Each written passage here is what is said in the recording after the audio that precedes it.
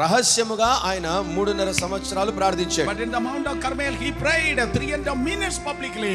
కానీ కర్మేలు పర్వతం మీదకి ఆయన వచ్చి ప్రార్థించినప్పుడు బహిరంగంగా అందరి ఎదుట 3.5 నిమిషాలు ప్రార్థించాడు. How can you say that? ఎలా చెప్పొచ్చు మనం? Because it was the meal offering time prayer.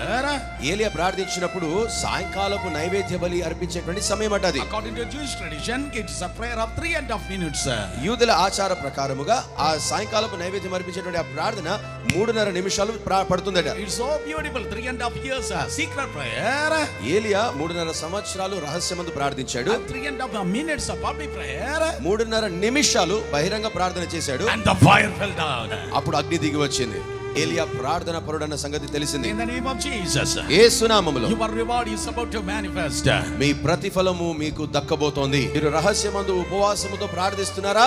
దేవుడు మీ ప్రార్థనకు బహిరంగంగా ప్రతిఫలమును దయచేయబోతున్నాడు. He is the father of secret